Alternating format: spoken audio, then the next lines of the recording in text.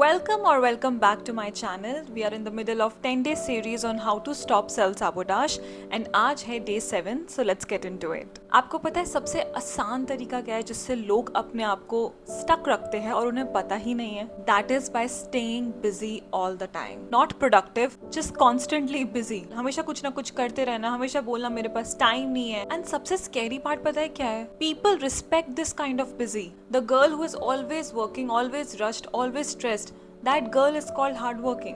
तो कोई क्वेश्चन ही नहीं करता. बट बहुत बार ना ये जो बिजीपन है ना, ये आपको अपनी लाइफ में स्टक रख रहा होता है, कोई प्रोग्रेस नहीं दे रहा होता. Being busy can look like discipline, self improvement, but बहुत बार वो बस एक अवॉइडेंस है.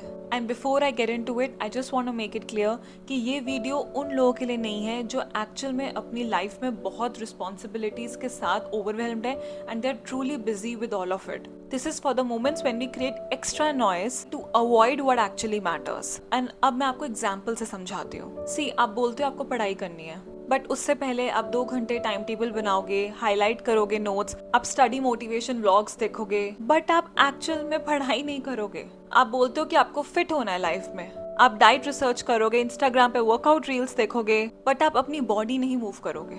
You will not show up to do the actual work and this is called self sabotage. Because आप सक्सेस अवॉइड नहीं कर रहे, आप अवॉइड कर रहे हो वो डिस्कम्फर्ट जो सक्सेस के लिए चाहिए होती है.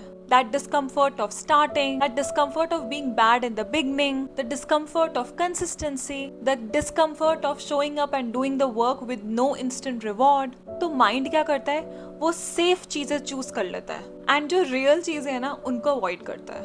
तभी आपके मंथ्स पास हो जाते हैं, ईयर्स पास हो जाते हैं, पर लाइफ वैसे की वैसी ही रहती है. एंड तभी you feel Why I'm always busy but not progressing in life. तो अब इस पैटर्न को ब्रेक कैसे करें? सी, हम एक random long to do list नहीं बनानी, हमें हमारी लाइफ को 5 सिंपल बकेट्स में स्प्लिट करना है. Health, future, relationship, self and Joy. फिर अपने आप से पूछो what actually matters today, not what feels easy, looks productive. वो ऐसा क्या काम है जो मुझे आज करना है जो आज मेरी जिंदगी 1% फॉरवर्ड मूव करेगा. जैसे for health, go for just 10 minutes walk and not save workout reels. For future, just study the chapter and not make another perfect plan. If you work, then just send the proposal, not keep preparing forever. For relationships, spend quality time with your family, with your friends, and not sit beside them while scrolling your own phone. For self, journal, rest, skincare, hair care, and not keep consuming advice without applying it. For joy, enjoy 1 hour guilt-free entertainment. And not Doom scroll for 3 hours.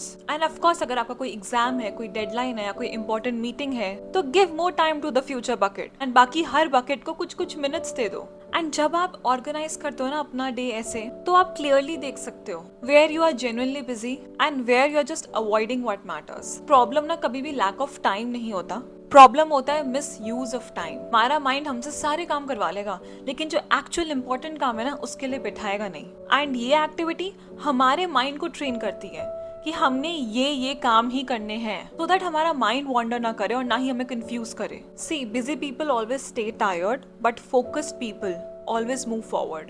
And I'm saying all of this from my personal experience.